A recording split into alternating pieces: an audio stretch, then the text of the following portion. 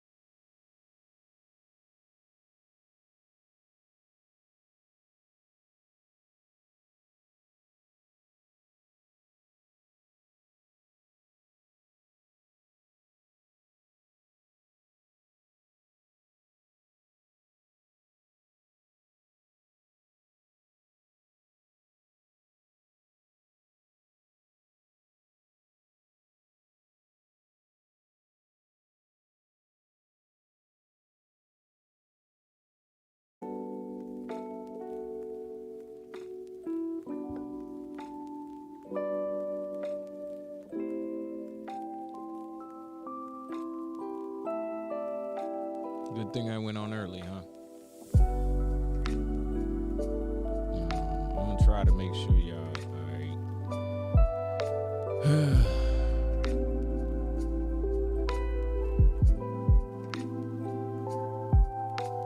All right. So let's hit that button. Y'all give me a second. Just bear with me for a second. I don't know what's up with the network issues.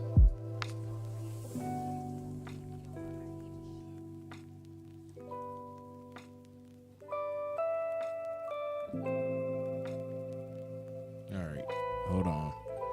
Hold on 1 second, y'all. Let me just double check and make sure everything is working, okay?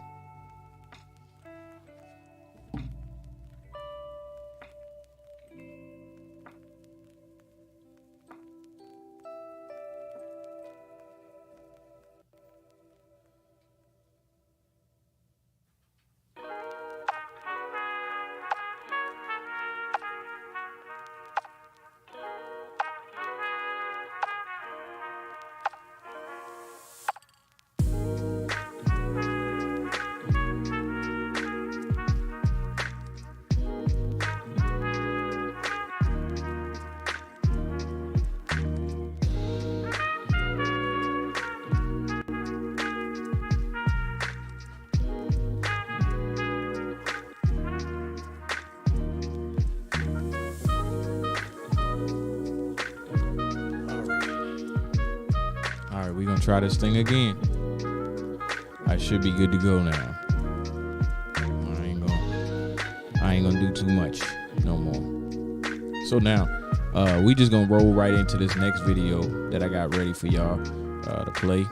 I know you said that you couldn't hear with the music being on, so hold on. Let me get this straight for you. I'm gonna text you back.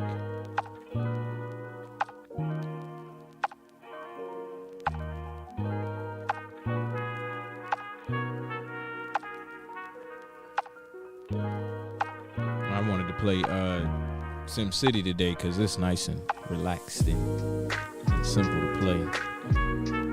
Now, if I have any more issues, I apologize. I'm gonna fix them, just so you know.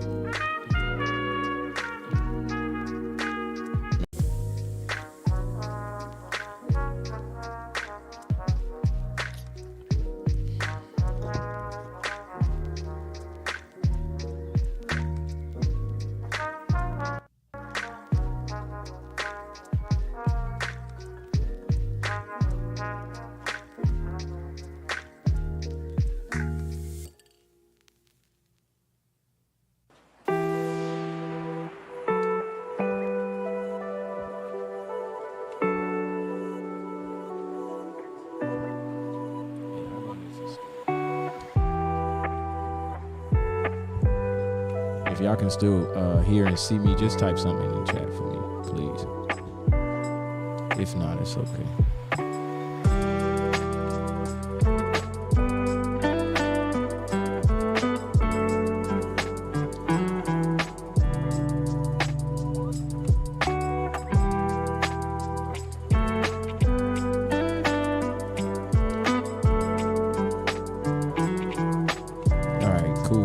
So I'm gonna just keep this thing going. I thought it cut out on me. All right, here we go.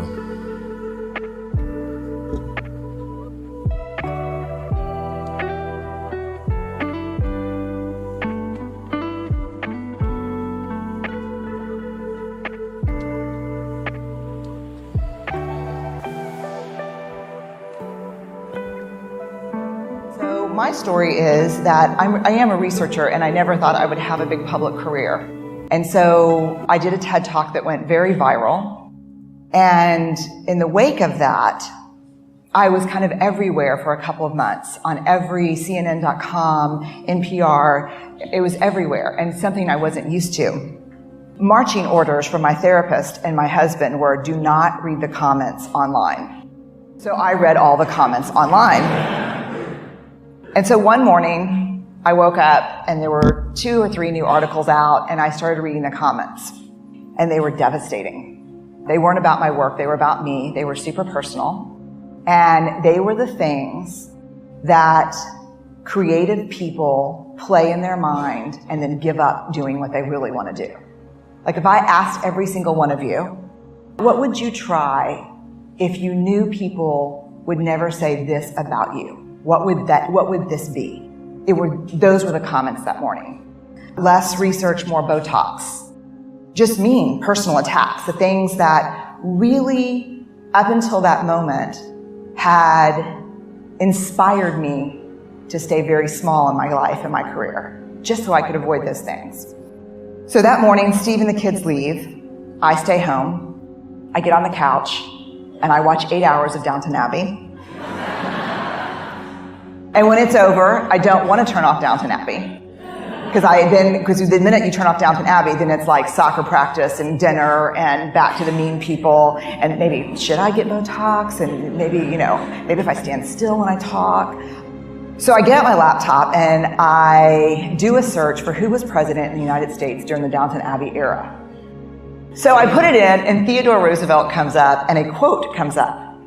And I read it, and this is what it says. It's a quote from a speech that he gave in the early 1900s at the Sorbonne, and a lot of people call it the Man in the Arena speech, and this is the passage that changes my life. It's not the critic who counts. It's not the man who points out how the strong man stumbles or where the doer of deeds could have done it better. The credit belongs to the person who's actually in the arena, whose face is marred with blood and sweat and dust, who, at the best, in the end, knows the triumph of high achievement, and who at worst, if he fails daring greatly. So the moment that I read that, I closed my laptop, and this is what shifted in me. 3 huge things. First, I spent the last 12 years studying vulnerability, and that quote was everything I know about vulnerability. It is not about winning, it's not about losing, it's about showing up and being seen. The second thing, this is who I want to be. I want to create. I want to make things that didn't exist before I touched them. I want to show up and be seen in my work and in my life. And if you're going to show up and be seen, there is only one guarantee, and that is you will get your ass kicked. That's the only certainty you have. If you're going to go in the arena and spend any time in there whatsoever, especially if you've committed to the arena, and you will get your ass kicked. I want to make things that didn't exist before I touched them. I want to show up and be seen in my work and in my life. And if you're going to show up and be seen, there is only one guarantee, and that is you will get your ass kicked. That's the only certainty you have. If you're going to go in the arena and spend any time in there whatsoever, especially if you've committed to creating in your life, you will get your ass kicked. So you have to decide at that moment, I think for all of us, if courage is a value that we hold, this is a consequence. You can't avoid it. The third thing, which really set me free, and I think Steve, my husband, would argue has made me somewhat dangerous, is kind of a new philosophy about criticism, which is this.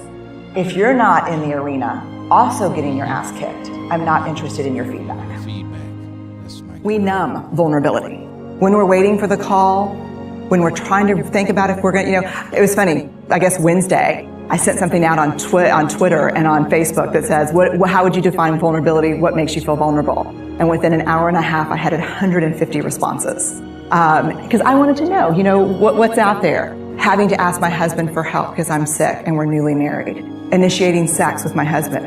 Initiating sex with my wife. Being turned down. Asking someone out. Waiting for the doctor to call back.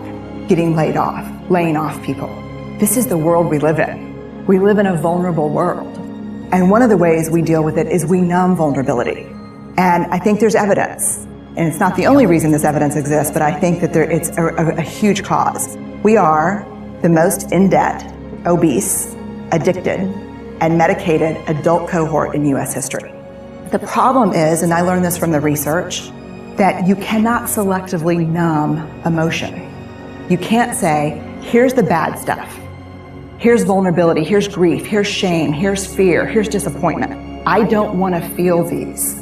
I'm going to have a couple of beers and a banana nut muffin. I don't want to feel these. You can't numb those hard feelings without numbing the other affects or emotions. You cannot selectively numb. So when we numb those, we numb joy. We numb gratitude. We numb happiness. And then we are miserable and we are looking for purpose and meaning. And then we feel vulnerable. So then we have a couple of beers and a banana nut muffin. And it becomes this dangerous cycle. One of the things that I think that we need to think about is why and how we numb. And it doesn't just have to be addiction. The other thing we do is we make everything that's uncertain. Religion has gone from a belief in faith and mystery to certainty. I'm right, you're wrong, shut up. That's it. Just certain. The more afraid we are, the more vulnerable we are, the more afraid we are. This is what politics looks like today. There's no discourse anymore. There's no conversation. There's just blame. You know how blame is described in the research? A way to discharge pain and discomfort. We perfect. Now let me check, if there's anyone who wants their life to look like this, it would be me. But it doesn't work, because what we do is we take fat from our butts and put it in our cheeks, which just, I hope in 100 years people will look back and go, wow. And as soon as you tell me I can't do something, I'm going to do it.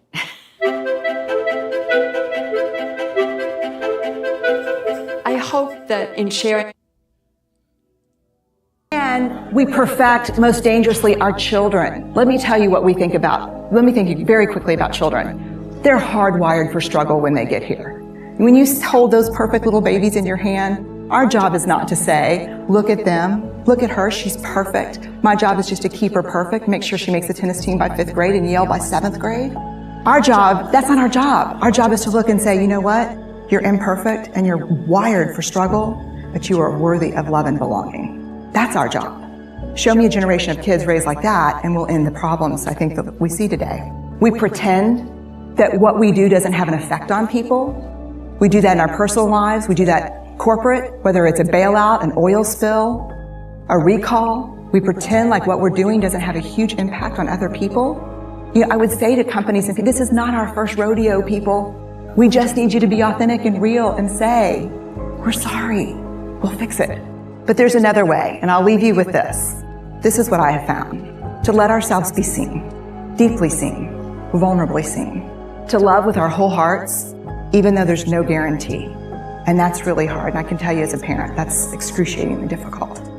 To practice gratitude and joy in those moments of kind of terror when we're wondering, can I love you this much? Can I believe in this as passionately? Can I be this fierce about this?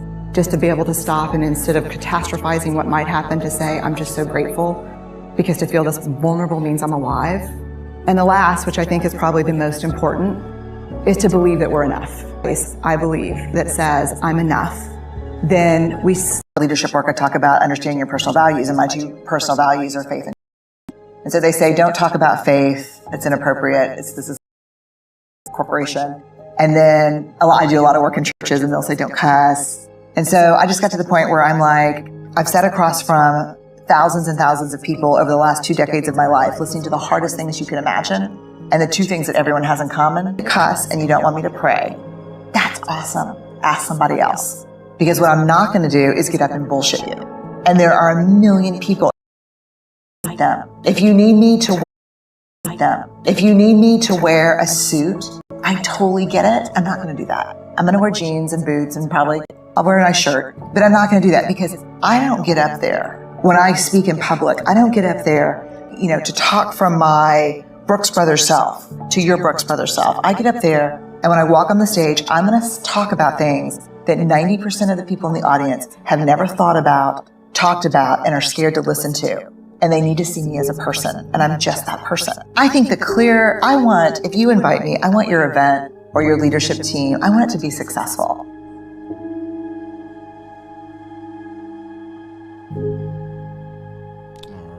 So that was Bryn Brown, and she was just, I wanted to give us a light on some positivity within the mental health realm. I don't want us to keep shuddering, like she said, at the thought of mental health. Mental health is important, period. So let's keep on rolling. Keep on going. Let me find us something else to listen to real quick. And I'm shining a light on the women speakers. But if you out there in the chat right now, which I know somebody at least is, I don't know why my camera look like 280p. That's crazy. All right, but if you out there in the chat, what is one aspect as a woman that, I know it's probably some women out there, that you feel needs to be brought to light mentally? One aspect I can say generally that needs to be brought to light mentally is patience. It's something that you got to exercise, something that you got to take slowly and be patient with. But I think patience is one of those things that we really should look into mental health. Well, in the mental realm. If you got any suggestions out there, go ahead and type it in the chat if you feel like. Let me see. I feel like women are very patient. Y'all can plan some stuff out. There are men we patient too. We patient too. Don't get it twisted. But women, y'all do y'all thing with taking y'all time.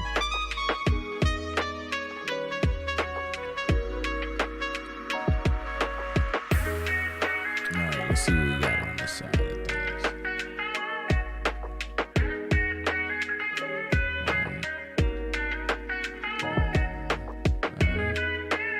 I'm looking for something for us to roles, expectations, and stuff.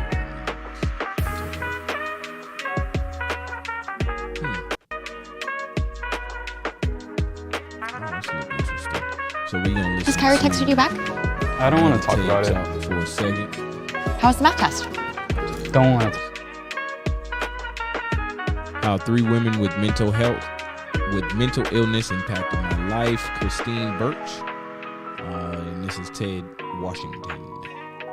Well, Wilmington, sorry. I don't know why I said Washington. I'm looking right at it. All right, y'all, listen up.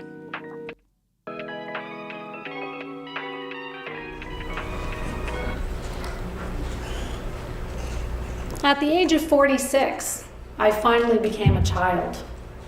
For 46 years, I took on the role of caregiver to my mother. You see, shortly after I was born, she was diagnosed with schizoaffective disorder, which later became a diagnosis of bipolar disorder. And as a child, I was convinced that my birth had caused her illness. If she hadn't had me, she never would have gotten sick. But because she did, and it was my fault, it was my responsibility to take care of her.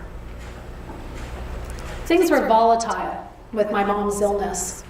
She'd be good for a while, and then something would trigger periods of mania where she would frantically clean. I mean, literally, you could eat off of our kitchen floors, they were so clean. Now, that might not have been so bad considering that my parents owned an office cleaning company, and I'm sure her clients did not complain about the cleanliness of their offices. On the days that she was unwell, she would be in bed until 3 in the afternoon. She would get up, she'd make dinner, she'd feed us, and off to work she'd go. She never missed a day of work unless she was hospitalized. She'd leave at 5 p.m. with my dad, they'd come home at 1 in the morning, and I never fully appreciated the amount of strength it must have taken for her to get out of bed on those days.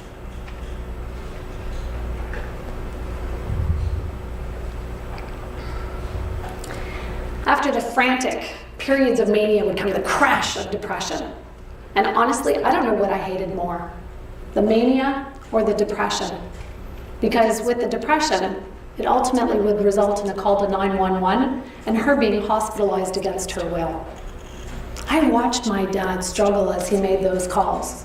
I could see he didn't have the heart, the strength, nor the confidence in his English language to make them. And I recall the very first time I called 911, I was only 7 years old.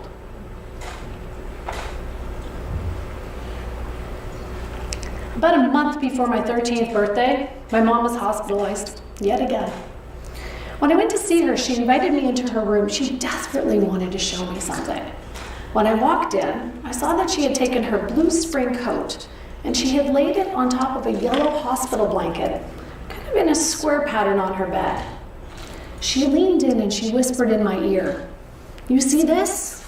This is the Ukrainian flag. Blue for the sky above, the yellow wheat fields below, where so many died for your freedom." Huh? I was really confused. I was like, I have no idea what you're talking about. I was born in Canada, not in Ukraine. And then she continued to mutter about Nazi spies and that my father had planted bugs in the wall so that he could listen and watch her, and tried to poison her food.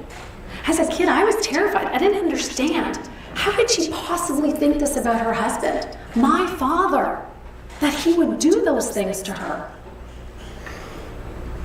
The next day, I came back to the hospital to see her again. When I walked into her room, there was a doctor and a couple of nurses in there, and they had asked me to leave because they were trying to prep her for her treatment. Her treatment consisted of ECT or shock therapy. I watched as my mom struggled and resisted against this, and they strapped her down to the gurney, and they began wheeling her down the hallway. Frightened, I ran after them, begging them to stop, as my dad held me back. And the entire time that she was being wheeled down that hallway towards the elevator, I could hear her screaming, "I'm not crazy! I'm not crazy! I'm not crazy!"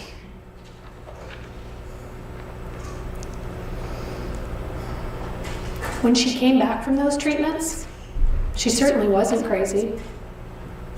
She wasn't anything. She was mindless for days.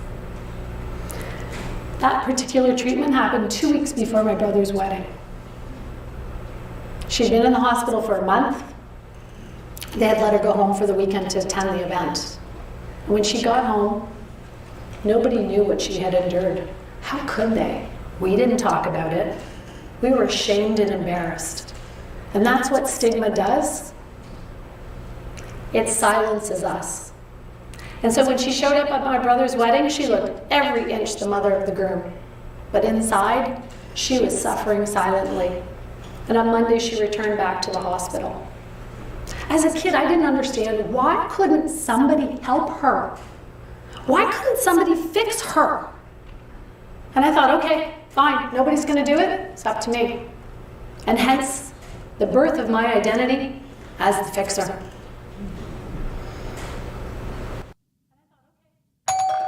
So let's say you have to read an incredibly long email from your boss that you have to finish before the big meeting starts in 10 minutes. Or you're cramming for an exam the night before.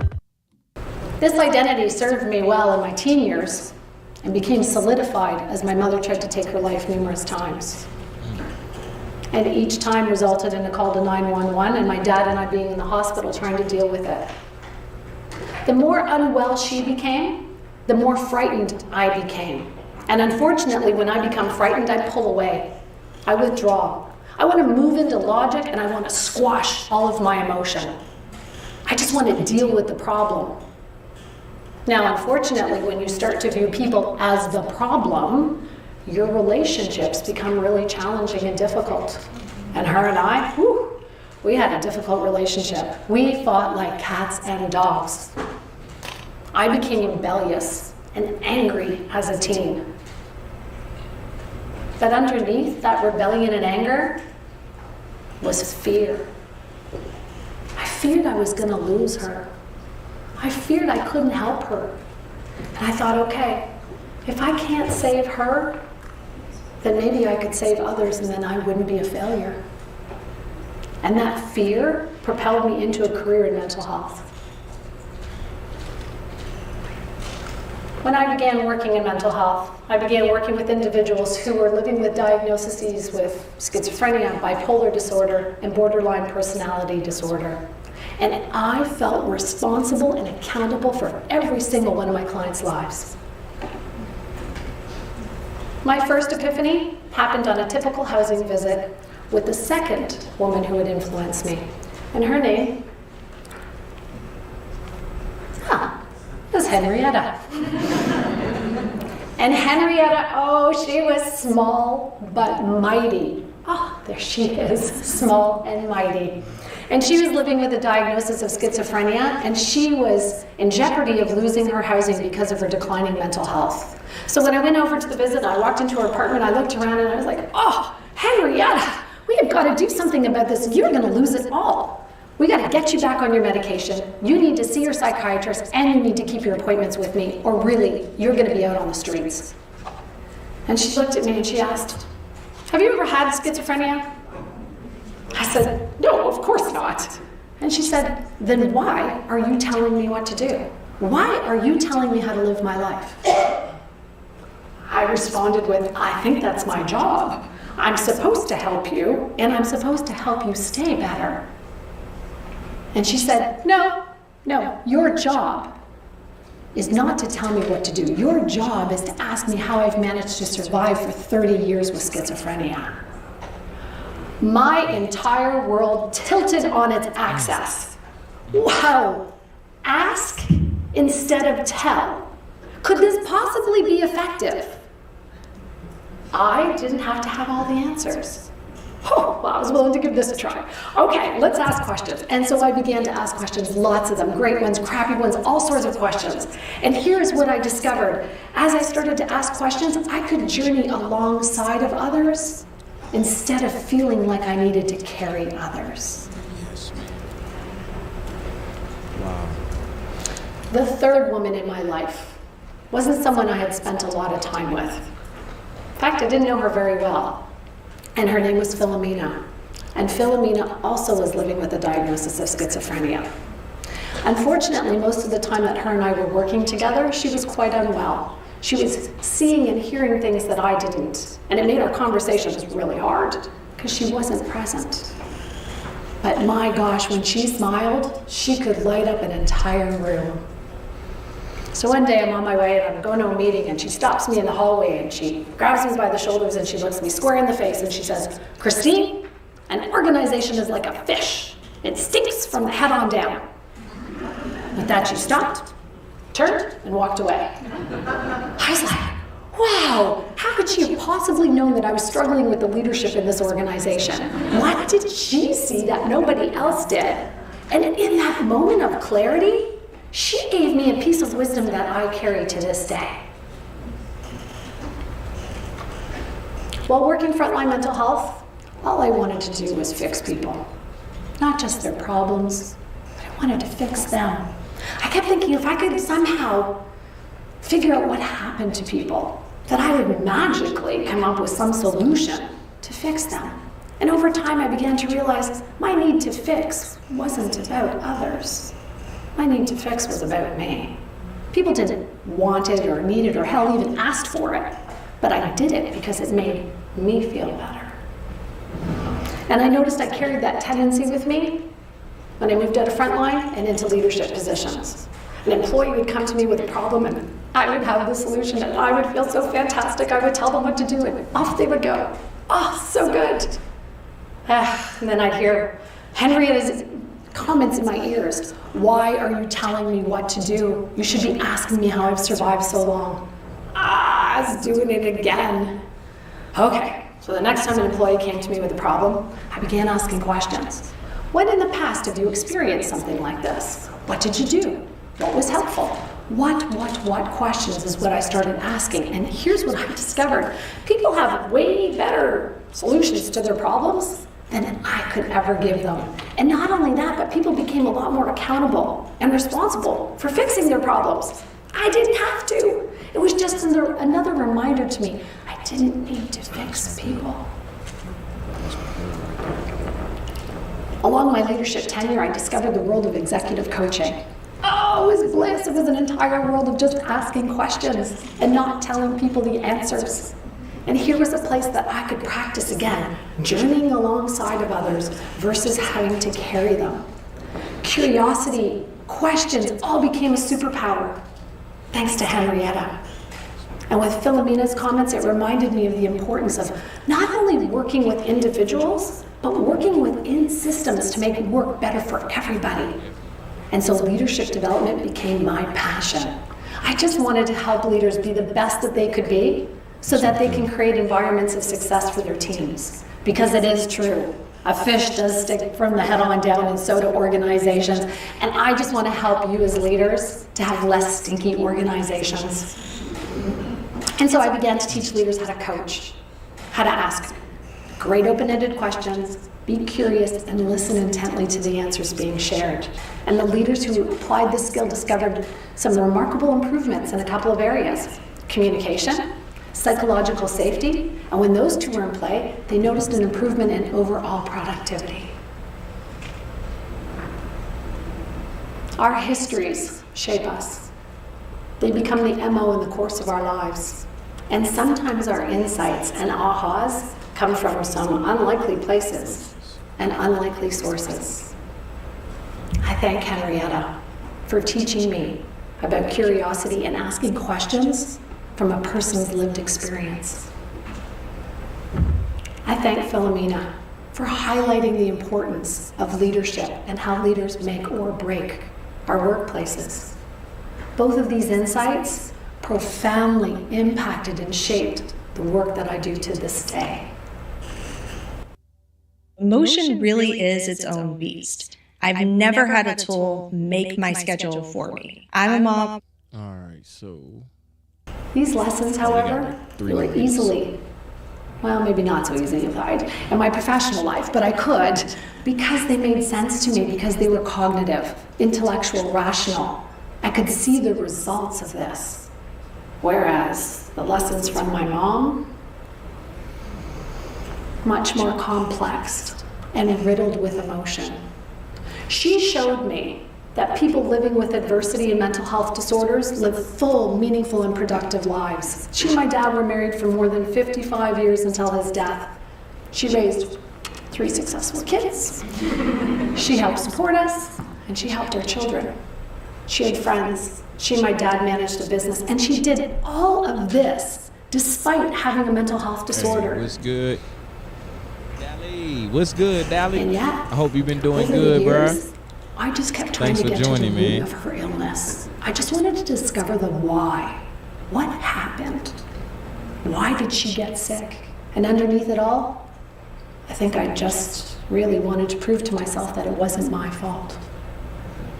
As long as I kept my mom in the energy of her illness over her wellness, I could never truly see her. Despite her successes, all I could see were the problems. Because when there are problems, there is a role for me as her fixer. It wasn't until I was finally able to accept the fact that I couldn't fix my mom. I was going to love her for who she was. That's when our relationship changed. And in letting go of my need to be her fixer, my siblings and I made the really difficult decision to move my mom into a nursing home. And much to my surprise, she absolutely flourished there. I mean, she joined groups. She played games. She did arts and crafts. She sang. She danced. She won a hip hop competition at the age of 92. She had done things I had never seen her do in her entire life, in my entire life. My final lesson from my mom wasn't just in the ability to love and accept her for who she was way beyond the diagnosis. More so, it was for me to be able to let go of my need to be her fixer. At the age of 46, I proudly became a child, and she became my mother. Thanks, Mom. Yes, ma'am. There you go, baby. All right, hold on, y'all. I'm sorry I get generally excited, just as they do. All right. So that was How 3 Women with Mental Illness Impacted My Life by Christine There are Birch. many people. We done listened to a couple TED Talks today. Where am I hearing myself talking from? I don't know. Anyway, I did need to shine that light just from the perspective of a woman on actual mental illness. Now, me personally, if you want to ask me how I feel about mental illness, don't. I'm just here to be a conduit for healthy living, because I can't diagnose you. I can't tell you what's wrong with you. I can only give you metaphors and anecdotes and analogies anyway that's going to sound like code-breaking nonsense. So just kind of take it.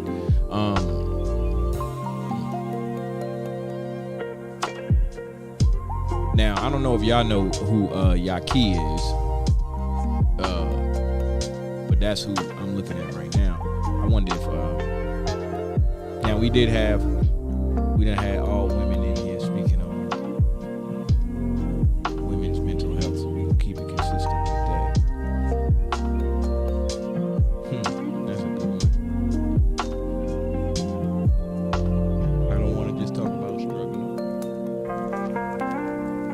I'm gonna get one more. Let me see how long this one is. This one is 15 minutes, so I'm gonna get one more TED Talk in here on this.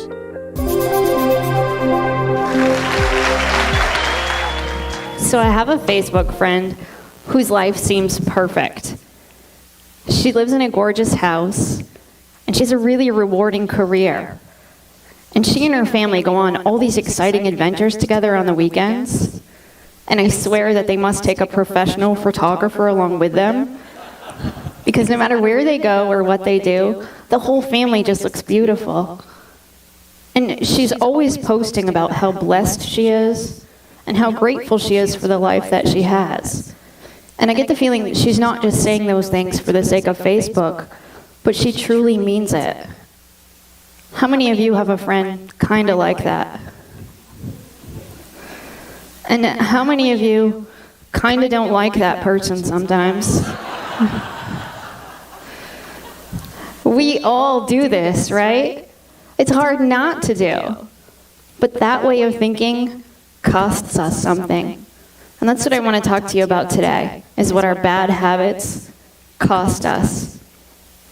Maybe you scroll through your Facebook feed and you think, so what if I roll my eyes?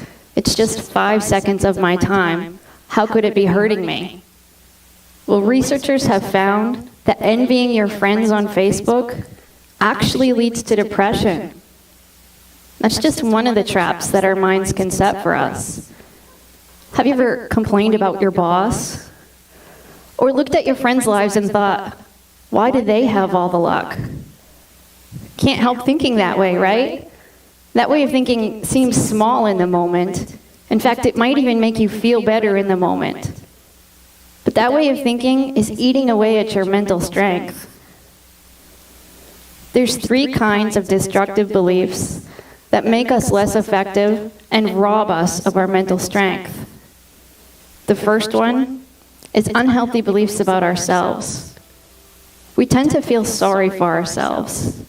And while it's okay to be sad when something bad happens, Self-pity goes beyond that. It's when you start to magnify your misfortune. When you think things like, why do these things always have to happen to me? I shouldn't. That way of thinking keeps you stuck, keeps you focused on the problem, keeps you from finding a solution. And even when you can't create a solution, you can always take steps to make your life or somebody else's life better. But you can't do that when you're busy hosting your own pity party.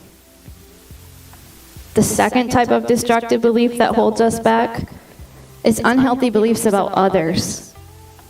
We think that other people can control us, and we give away our power. But as adults who live in a free country, there's very few things in life that you have to do. So when you say, I have to work late, you give away your power. Yeah, maybe there'll be consequences if you don't work late, but it's still a choice. Or when you say, my mother-in-law drives me crazy, you give away your power. Maybe she's not the nicest person on earth, but it's up to you how you respond to her because you're in control. The third type of unhealthy belief that holds us back is unhealthy beliefs about the world. We tend to think that the world owes us something. We think, if I put in enough hard work, then I deserve success. But expecting success to fall into your lap like some sort of cosmic reward will only lead to disappointment. But I know it's hard to give up our bad mental habits. It's hard to get rid of those unhealthy beliefs that we've carried around with us for so long. But you can't afford not to give them up. Because sooner or later, you're going to hit a time in your life where you need all the mental strength that you can muster. When I was 23 years old, I thought I had life all figured out. I graduated from grad school. I landed my first big job as a therapist. I got married, and I even bought a house. And I thought, this is going to be great. I've got this incredible jump start on success. What could go wrong? That all changed for me one day when I got a phone call from my sister. She said that our mother was found unresponsive, and she'd been taken to the hospital. My husband Lincoln and I jumped in the car and rushed to the hospital. We couldn't imagine what could be wrong. My mother was only 51. She didn't have any history of any kind of health problems. When we got to the hospital, doctors explained she'd had a brain aneurysm. And within 24 hours, my mother, who used to wake up in the morning saying, it's a great day to be alive, passed away. That news was devastating to me. My mother and I had been very close. As a therapist, I knew on an intellectual level how to go through grief. But knowing it and doing it can be two very different things. Business development manager. Hiring for your small business? If you're not looking on LinkedIn, you're looking in the wrong place. Business development manager? In a given month, over 70... Terrible ad. It took a long time before I felt like I was really healing. And then on the 3-year anniversary of my mother's death, some friends called and invited Lincoln and me to a basketball game. Coincidentally, it was being played at the same auditorium where I'd last seen my mother on the night before she passed away. I hadn't been back there since. I wasn't even sure I wanted to go back. But Lincoln and I talked about it, and ultimately we said, maybe that'll be a good way to honor her memory. So we went to the game, and we actually had a really good time with our friends. On the drive home that night, we talked about how great it was to finally be able to go back to that place and remember my mother with a smile, rather than all those feelings of sadness. But shortly after we got home that night, Lincoln said he didn't feel well. A few minutes later, he collapsed. I had to call for an ambulance. His family met me at the emergency room. We waited for what seemed like forever, till finally a doctor came out. But rather than taking us out back to see Lincoln, he took us back to a private room and sat us down and explained to us that Lincoln, who was the most adventurous person I'd ever met, was gone. We didn't know at the time, but he'd had a heart attack. He was only 26. He didn't have any history of heart problems. So now I found myself a 26-year-old widow, and I didn't have my mom. I thought, how am I going to get through this? And to describe that as a painful period in my life feels like an understatement. And it was during that time that I realized when you're really going through tough times, good habits aren't enough. It only takes 1 or 2 small habits to really hold you back. I worked as hard as I could, not just to create good habits in my life, but to get rid of those small habits, no matter how small they might seem. Throughout it all, I held out hope that someday life could get better. And eventually it did. A few years down the road, I met Steve, and we fell in love, and I got remarried. We sold the house that Lincoln and I had lived in, and we bought a new house in a new area, and I got a new job. But almost as quickly as I breathed my sigh of relief over that fresh start that I had, we got the news that Steve's dad had terminal cancer. And I started to think, why do these things always have to keep happening? Why do I have to keep losing all my loved ones? This isn't fair. But if I'd learned anything, it was that that way of thinking would hold me back. I knew I was going to need as much mental strength as I could muster to get through one more loss. So I sat down and I wrote a list of all the things mentally strong people don't do. And I read over that list. It was a reminder of her, and I really needed it, because within a few weeks of writing it, Steve's dad passed away. My journey taught me that the secret to being mentally strong is that you have to give up your bad mental habits. Mental strength is a lot like physical strength. If you wanted to be physically strong, you'd need to go to the gym and lift weights. But if you really wanted to see results, about bad habits like resenting somebody else's success, no matter how often that happens, it'll hold you back. So, how do you train your brain to think differently? How do you give up those bad mental habits that you've carried around with you? It starts by countering those unhealthy beliefs that I talked about with healthier ones. For example, unhealthy beliefs about ourselves mostly come about because we're uncomfortable with our feelings. Feeling sad or hurt or angry or scared, those things are all uncomfortable. So we go to great lengths to avoid that discomfort. We try to escape it by doing things like hosting a pity party. And although that's a temporary distraction, it just prolongs the pain. The only way to get through uncomfortable emotions, the only way to deal with them is that you have to go through them. To let yourself feel sad and then move on. And to gain confidence in your ability to deal with that discomfort. Unhealthy beliefs about others come about because we compare ourselves to other people. We think that they're either above us or below us, or we think that they can control how we feel or that we can control how they behave, or we blame them for holding us back. But really, it's our own choices that do that. You have to accept that you're your own person and other people are separate from you. The only person you should compare yourself to is the person that you were yesterday. And unhealthy beliefs about the world come about because deep down, we want the world to be fair. We want to think that if we put in enough good deeds, enough good things will happen to us. Or if we tough it out through enough bad times, we'll get some sort of reward. But ultimately, you have to accept that life isn't fair. And that can be liberating. Yeah, it means you won't necessarily be rewarded for your goodness, but it also means no matter how much you've suffered, you're not doomed to keep suffering. The world doesn't work that way. Your world is what you make it. But of course, before you can change your world, you have to believe that you can change it. I once worked with this man who had been diabetic for years. His doctor referred him to therapy because he had some bad mental habits that were starting to affect his physical health. plus photography. His mother had died from complications of diabetes at a young age, so he just believed he was doomed, and he'd given up trying to manage his blood sugar altogether. In fact, his blood sugar had gotten so high lately that it was starting to affect his vision, and he had his driver's license taken away, and his world was shrinking. When he came into my office, it was clear he knew all the things he could do to manage his blood sugar.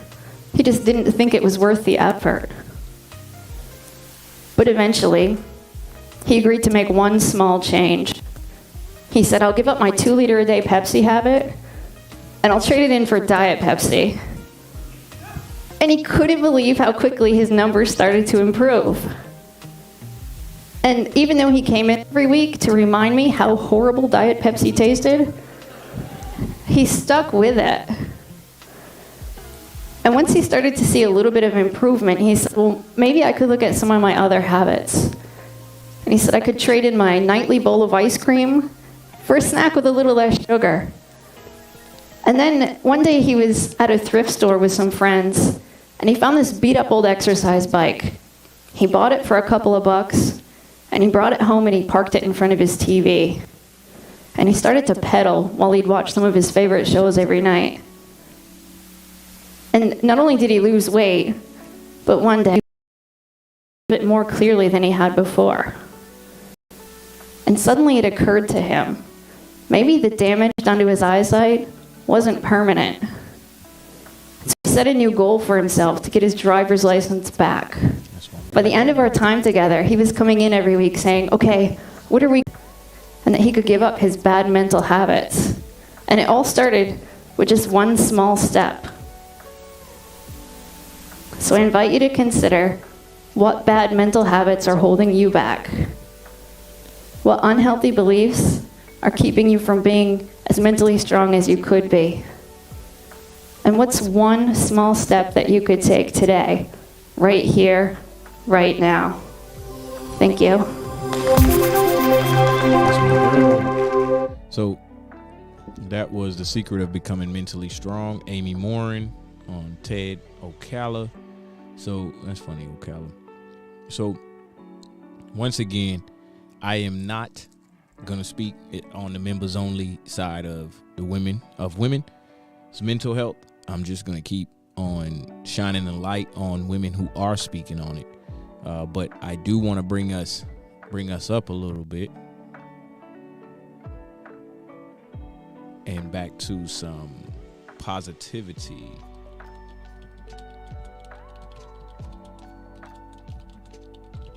There we go.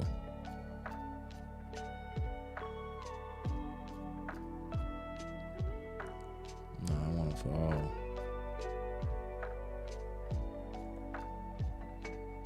Alright, so this one is, maybe they got some background music to go. We believe in a future where every person has the opportunity not just to get... Yeah, I'm gonna mute her though. Like I was saying, we're gonna get some positive in here today. Alright, here we go. The affirmations you're about to hear will become your own. The affirmations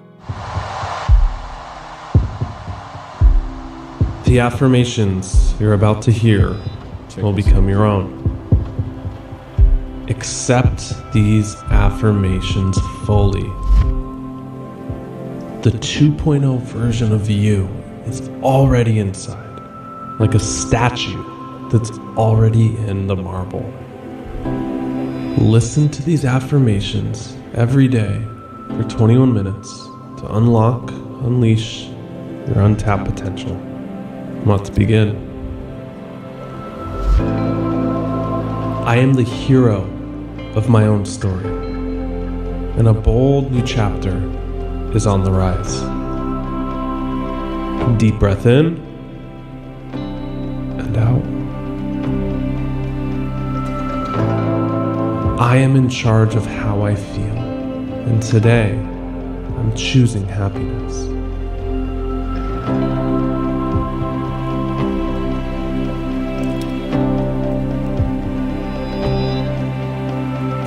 I am a person people are naturally drawn to and want to be around.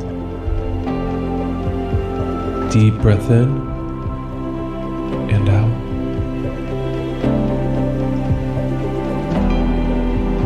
I love myself. I forgive myself. Thank you. Deep breath in and out. I am successful in everything I do. I am gifted. I am inspired. I am a leader. I am a high vibe force for good. Deep breath in and out. I am open to receiving from the universe. I am creating my wildest dreams. Deep breath in and out. I am free from the fear of rejection. I am free from other people's opinions of me. What I think about myself is all that matters. Deep breath in and out. I am choosing to be on my own team. I love myself. I forgive myself. All I need is within me now. Thank you. Deep breath in and out. I am enough. I am whole. All I need is within me now.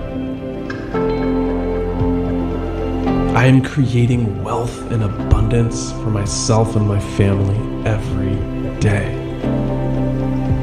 Deep breath in and out. I am adventurous. I overcome any fear by following my dreams. I am unique. There is no one like me. And I am here to give my unique gifts to the world. Deep breath in.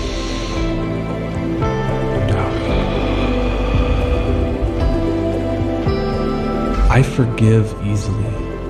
I now release all grudges, resentments, and stories about my past that have held me back for so long. It feels amazing. I'm committed to living in a beautiful state at all times. Deep breath in and out.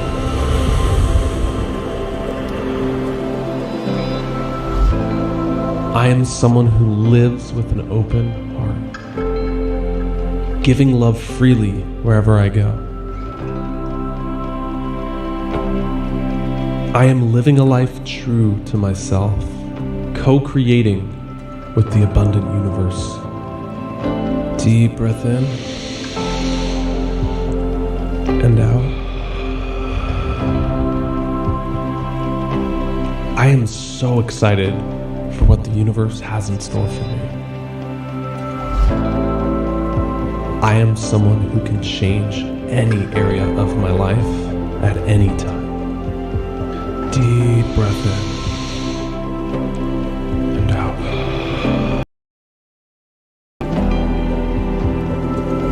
I'm fully committed to shifting into the 2.0 version of me. Deep breath in and out.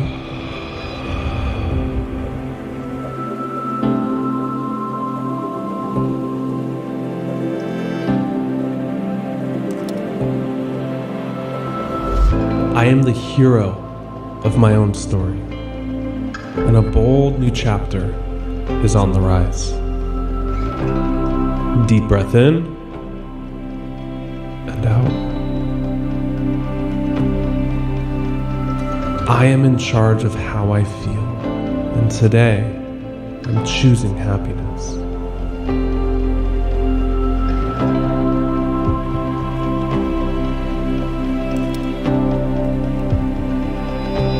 I am a person people are naturally drawn to and want to be around. Deep breath in and out.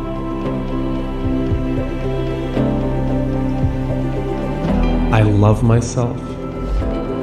I forgive myself. Thank you. Deep breath in and out. I am successful in everything I do. I am gifted. I am inspired. I am a leader. I am a high vibe force for good. Deep breath in and out. I am open to receiving from the universe. I am creating my wildest dreams. Deep breath in and out. I am free from the fear of rejection. All right, so that was a good 7 minutes with some positive affirmations for us right there. I wanted us to kind of kick back, and I want us to keep kicking back and forth between the different sides or aspects of mental health. So there's the positive side where we're always happy, we're always feeling good, we're always smiling. And then there's the other side of it where we're sad sometimes, we're angry sometimes, we're upset sometimes. So I want to keep on going back and forth between the two. I don't want to just keep talking about mental illness and then talk about more mental illness. I want to kind of flip back and forth. So that gave us some affirmations right there. So excuse me. Now let me get a little bit more in there.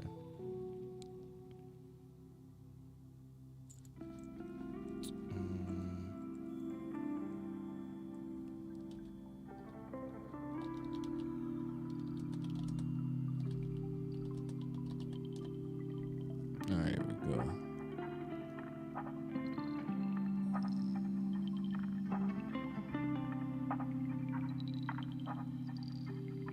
Hey, let's see what Cheryl Lee Ralph got. Students with ADHD save 10 hours. She is the mom from Moesha. I believe that's who I'm looking at right now. She gave her own TED Talk. Let's see what she's talking about. A 3-Step Guide to Believing in Yourself by Cheryl Lee Ralph. Let's check this out.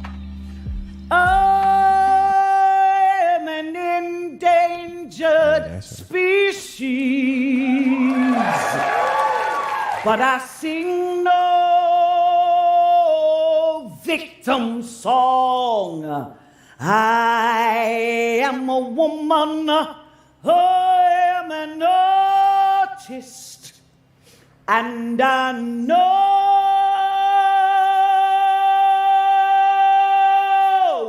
where my voice belongs.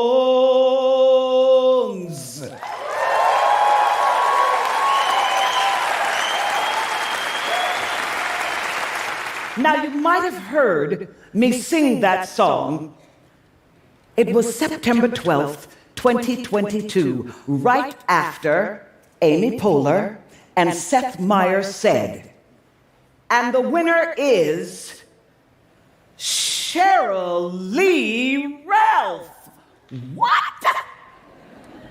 I had just won the Emmy Award for Best Supporting Actress in a Comedy for my role as Mrs. Barbara Howard on your favorite TV show, Abbott Elementary.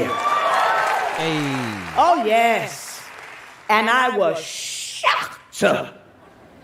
as the children would say, shooketh into disbelief. Oh my goodness, it was my first time at the Emmys, and I won! Yes! And I got to tell you, in that moment, I was so stunned into disbelief that I don't know how I got up on the stage. There I was, just listening to that roar of applause. And my whole career flashed right there in front of me, starting with 19-year-old Cheryl Lee in her first movie being directed by the great Sidney Poitier. Oh yeah, you can clap that. Followed by 10 years of no after no after no before the next film role came about. But I filled in that time with TV and more no's and more rejection until I made it big on Broadway in what has become the iconic musical of the 80s, because I say so, Dreamgirls. And boy, did I learn a lot of life lessons there. And I mean, after so many moments of doubt, disbelief, there I was on that Emmy stage with this huge sign in front of me flashing, "Stop now, stop now, stop now." And I started to think, my God, what if I had stopped after all of those no's? What if I had stopped after all of those moments of feeling defeated? What if I had stopped? I wouldn't be standing there for that golden moment. But right now, many of us, we are feeling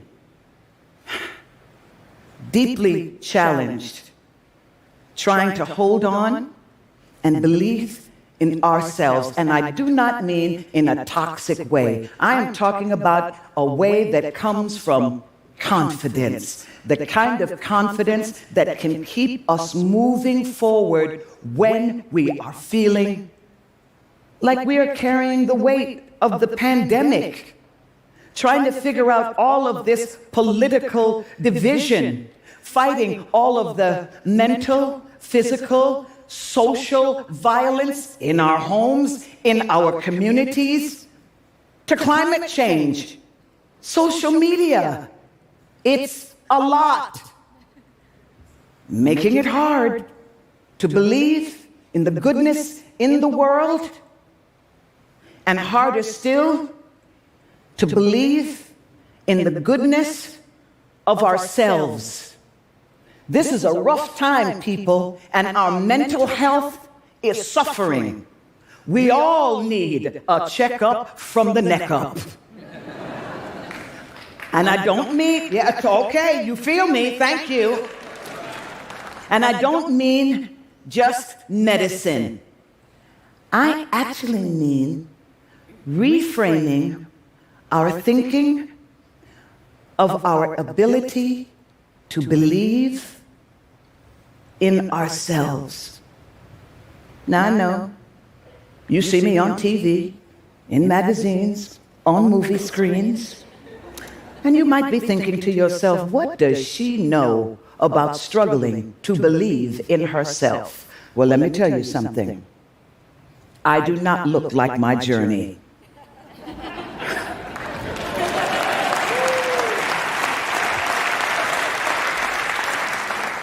Oh, I've been through a few things, and the struggle is real. But I have learned something in my life, that there are 3 things that we all must do in order to believe in ourselves. Number 1, first, we need to see ourselves. I mean, really, truly, deeply see ourselves for who and what we are in order to believe in ourselves. I'm a child of the 60s, and that was hard. Ooh.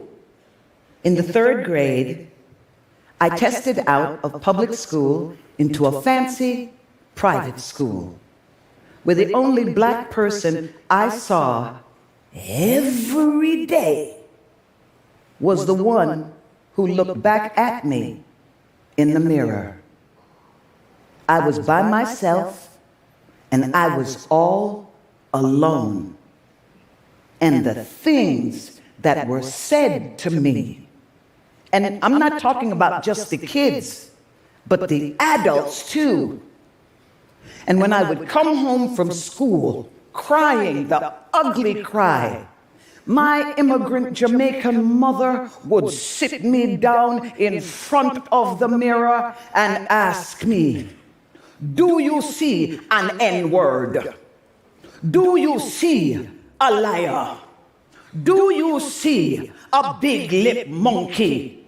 No! So dry your eyes. And when you go back to school, remember, you are rubber, they are glue, and every ignorant thing they say about you bounces off of you and sticks to them."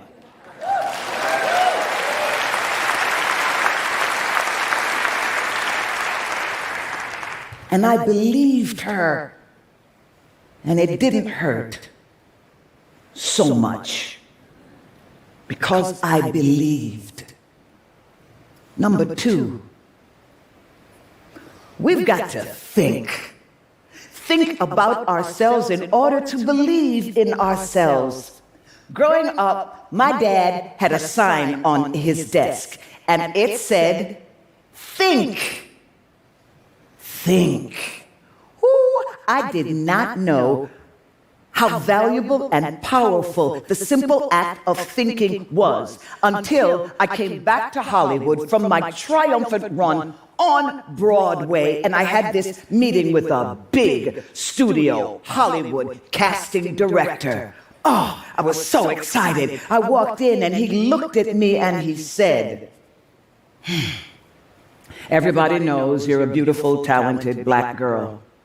But what do I do with a beautiful, talented black in a movie with Tom Cruise? Does he kiss you? Who goes to see that movie?"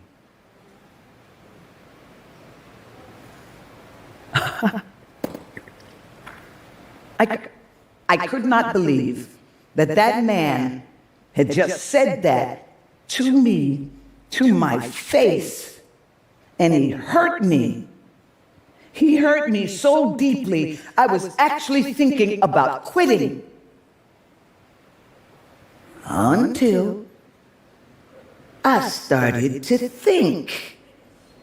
And I thought about what he said. He said that everybody knew that I was a beautiful, talented black girl.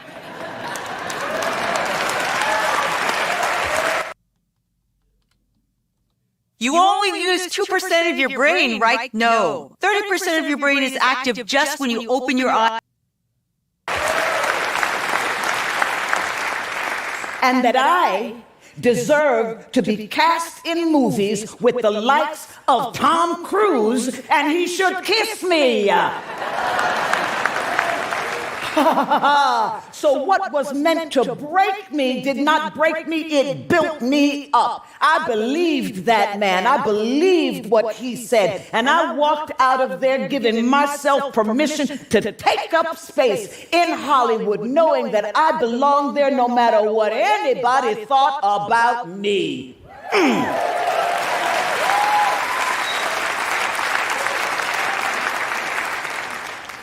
Thirdly, we got to act like we believe in ourselves. Oh, yeah. Because when we believe in ourselves and act on it, we create possibilities that never would have been possible had we not just believed.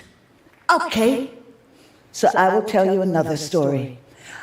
I will never forget walking to one of those crowded Hollywood rooms, and I see Harry Thomason producer Harry Thomason, who is married to Linda Bloodworth Thomason, writer-creator of the series Designing Women.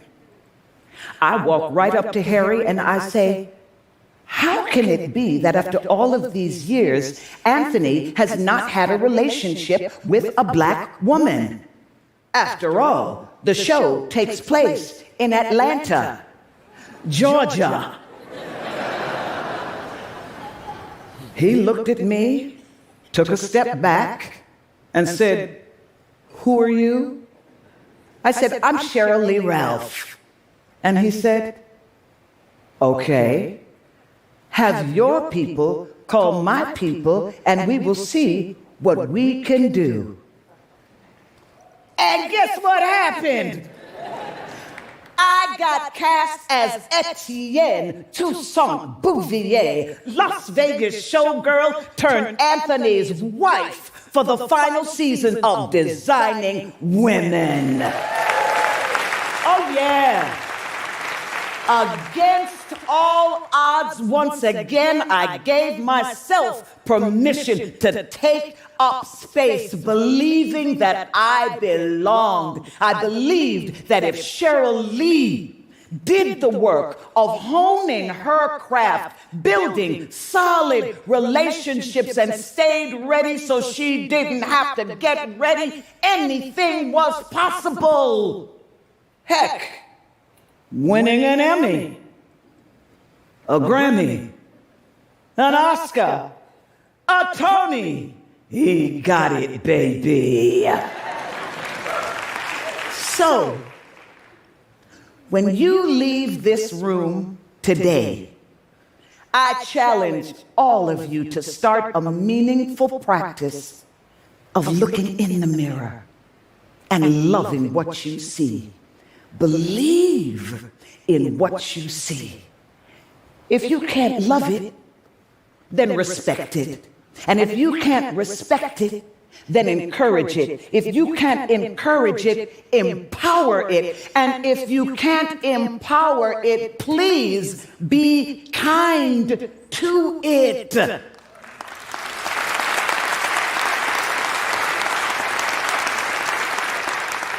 The greatest relationship, the greatest one you will ever have is with yourself. Believe me. Have faith in yourself. Believing that faith can make broken wings fly, and we deserve to soar. Remember, maybe one of these days when you pass the mirror and you catch a glimpse of yourself, remember I told you this. That is what believing looks like. And don't you ever, ever, ever give up on you. I am Cheryl Lee Ralph, and I love you just the way you are. Believe in yourself as I believe in you. Thank you.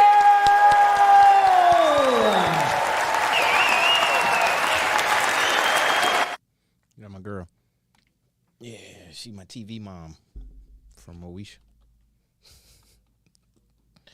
So let me get some background music back in here.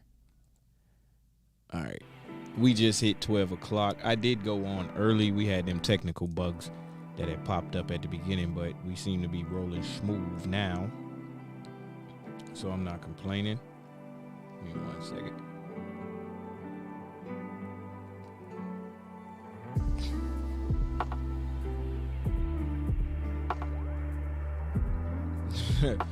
My bad. That's funny. All right. So, like I said, I'm not going to chime in too much on women's mental health, the mental health of women. But I will say this. Hold on, wait real quick. Let me read these comments. Many women need to hear things like this. Believe in yourself. Love yourself. Yes. Yes. I think approaching this topic, for me, it has a lot of qualities that I see are lacking within all of the aspects of human beings. But with women, you guys, y'all just being a woman from my point of view, you all are emotion driven. And so if you don't have compassion, that's like the code breaker or the cipher to give you the code right there is compassion. Now, should you be like totally sensitive to every single thing that a woman is going through? You probably won't be, but compassion is the code to get you into the lock, or to get you behind the door, if you ask me. All right, but let me get back in my lane and on my side. All right, so let me see something.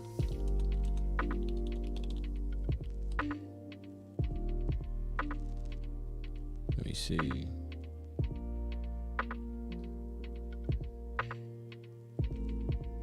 Let's check out 15 women that changed the world.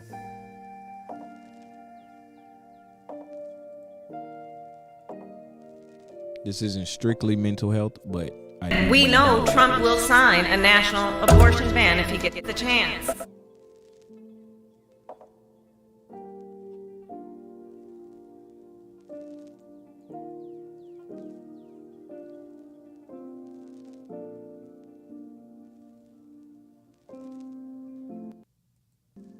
Back in 2022, I lost two very important people in my life. Big figures. It really wasn't until February. Hello, Alexers. This isn't another list of the same history-making women. And while Florence Nightingale, Joan of Arc, Amelia Earhart, Frida Kahlo, Oprah Winfrey, and Marie Curie have made an indelible mark on the world for sure. Hold on, wait. Before I play this video. Hold on. It's all TED Talks. It's like every single one that I'm trying to find is a TED Talk. Let me see.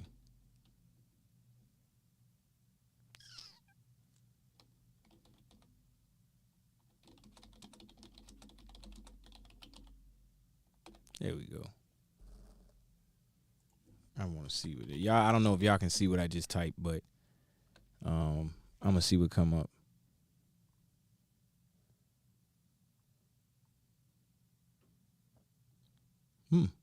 Yep, all TED Talks. So we doing TED today. We listening to TED Talks. I am a late bloomer. In fact, a friend of mine you may have heard of, Chris Rock, he once called me the most late blooming mofo he'd ever met. Now, some people might consider that snide, but I revel in it. I'm 55, and I'm here in this curvy body as someone who has done the work, lived the life, walked the walk in these very high heels, and therefore is qualified to testify in a church and in the court of law that it does, in fact, get greater later.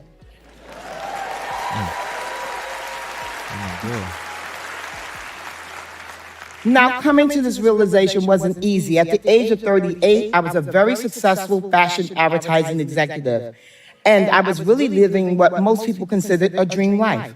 I was jet-setting the fashion shows. I was receiving free designer clothes. I was double-kissing my way across the globe. I was. And, you know, it was everything that I ever wanted it to be. And then one day I realized I was only pretending to be happy. But I couldn't blow up my good life in my prime earning years, right? Wrong. Which leads me to lessons my mother Lolly taught me. Lolly's number one lesson, don't settle. Don't settle. Now, I'm aware that my well-paying, glamorous career is not exactly the humdrum, I hate my job stereotype that most people equate with settling. But it was a settle for me. Because when I actually did quit my job at the age of 38, it was with the intention that every day be a great adventure. Now, sometimes it was a very scary adventure, like being broke from the age of 40 to 45. But even still, I wouldn't trade that for the safe and settled version, because if I had, I would not be here with y'all today. Yeah. So you know how when you like buck the system and go against the status quo, it makes people really uncomfortable. And invariably, people will ask, where do you get your confidence? Now, some people mean it as a compliment, but very often it's shady. And it's a silent judgment. And to those people, I respond with a quote from this Brooklyn poet you may have heard of, Jay-Z.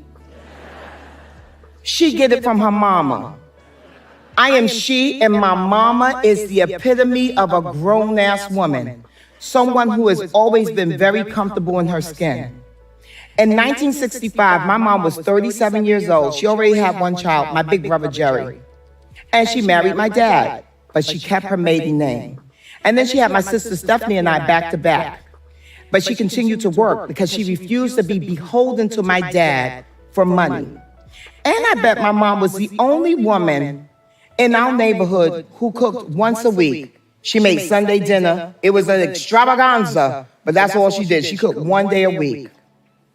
My mom is just amazing. And she also had this ability of talking to her children about real life and making sure that we understood the virtues of going your own way, which is why I believe today at the age of 94 and a recent widow, my mom is still carving out ways to find and determine and define her own version of happiness. She cooks for herself. She maintains her home exactly as she sees fit. She enjoys champagne and R-rated films. My mom has managed to maintain her glamour, her sex appeal, her independence. And I really hope some of that rubs off on me. Recently, I've been thinking about one of the best lessons that my mom ever taught me, which is the literal beauty in aging. Now, we all know that black don't crack, right? Okay. Black don't crack.